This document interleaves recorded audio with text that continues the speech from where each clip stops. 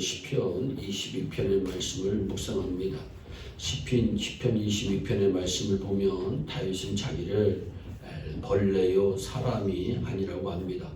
벌레처럼 약하고 벌레처럼 더럽고 벌레처럼 무능하고 벌레처럼 아무 쓸모없다는 얘기일 것입니다. 모세는 아침에 돋는 풀 같은 인생이 곧 티끌로 돌아갈 것이라고 시편 90편에 말씀합니다. 이사야는 인생의 육체는 풀과 같다고 이사야서 40장 6절에 말씀합니다. 야고보는 인생이 안개와 같다고 야고보서 4장 14절에 말씀합니다.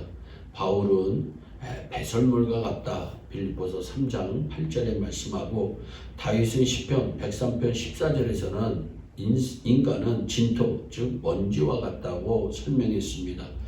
다윗은 지금 인간이 참기 어려운 극도의 고통에 빠져 있음을 생생하게 묵상하면서 자신을 사람이 아닌 벌레라고 말씀하고 있습니다. 이 세상에는 메뚜기 같은 교인이 있습니다. 시편 109편 23절에서 다윗은 자신을 메뚜기에 비유한 적이 있습니다.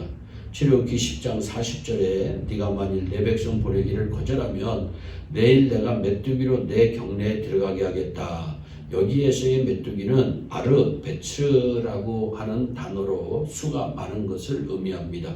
레위기서 11장 22절에 그 중에 메뚜기 종류와 배짱이 종류와 귀뚜라미 종류와 팥 종류는 너희가 먹으려니와 에서의 메뚜기는 솔나무로 달려들어 문다고 하는 뜻이 있습니다. 귀뚜라미는 하루걸로서 높이 뜬다고 하는 의미가 있습니다. 민수기 13장 33절에서 거기서 또 네피림 후손 아낙 자손 대장부들을 보았나니 우리는 스스로 보기에도 메뚜기 같다에서의 메뚜기는 하갑이라고 하는 하갑드라고 하는 단어인데 숨는다 라고 하는 뜻을 가지고 있습니다.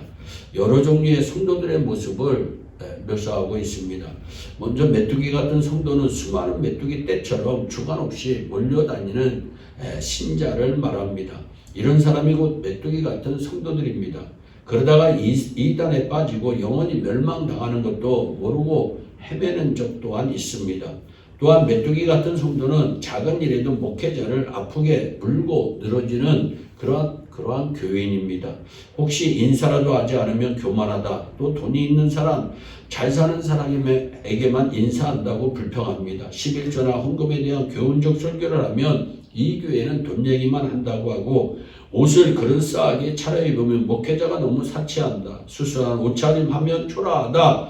좀 활발한 모습 보이면 조심성이 없다. 듬직하게 행동하면 미련스럽다. 똑똑하게 굴면 너무 아는 척한다. 모르는 척하면 너무 무식하다고 말합니다. 잘 웃지 않으면 쌀쌀맞다고 하고 잘 웃으면 싱겁다고 하는 등 목회자들은 이런 메뚜기 같은 성도들로 인해 스트레스를 많이 받습니다. 또한 메뚜기 같이 높이 뛴다는 것은 교만과 과실을 좋아하는 교인을 말합니다. 자신보다 강한 사람에게는 한없이 비굴하게 굴고 자신보다 약한 사람에게는 한없이 강한 야비한 사람을 말합니다. 사람이 알아주면 으쓱하고 사람이 알아주지 않으면 교회를 떠납니다. 또한 무슨 짐이 될 일이 생기면 숨어버리는 교인 역시 메뚜기 같은 교인입니다. 이 세상에 있는 교회 중에 문제가 없는 교회는 하나도 없습니다. 그럴 때마다 이 일은 내 잘못이다, 이 문제는 내 탓이다 하며 덮어주고 입 다물고 묵묵히 봉사하면서 기도하면서 십자가 밑에 나아가 교회의 문제를 위해 중보해주는 사람이 필요합니다. 문제를 만들고 허물을 들추어내고 소문을 내면 안 됩니다.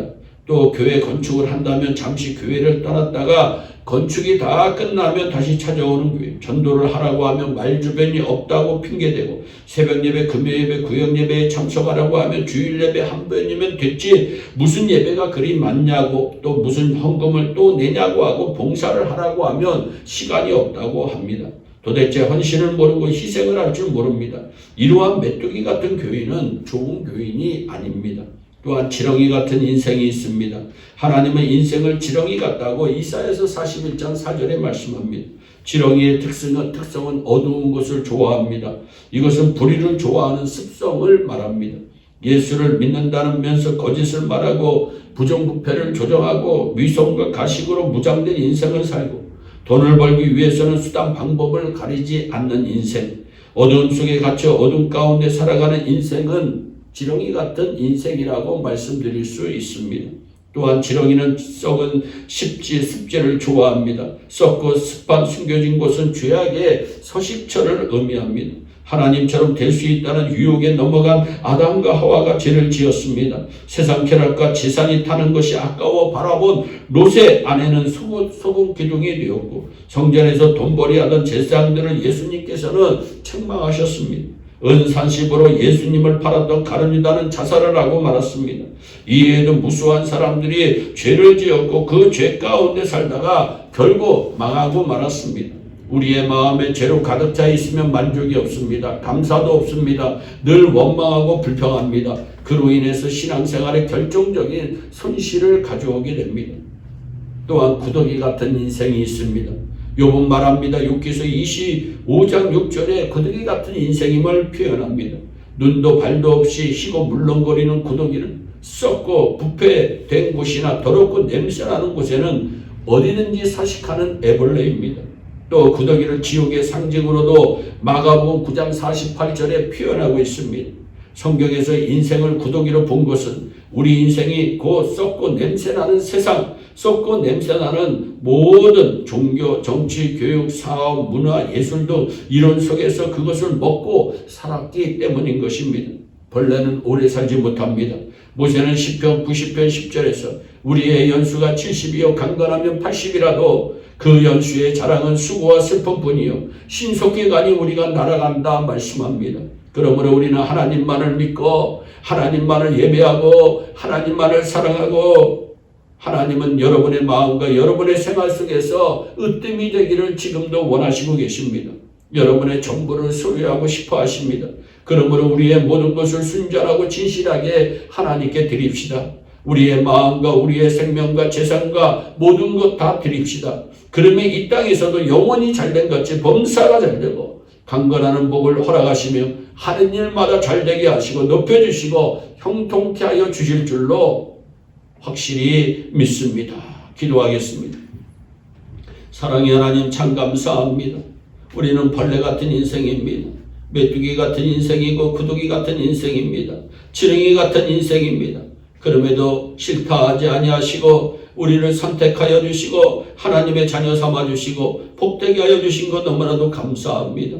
하나님, 우리의 이 방송을 듣는 한 사람 한 사람 마음 주님을 바라보는 마음을 허락하여 주시고 십자가 의지하면서 승리하는 축복의 주인공들이 다 될 수 있도록 주여 은혜의 담비를 내려 주옵소서. 감사하고 예수님의 이름으로 기도하옵나이다. 아멘.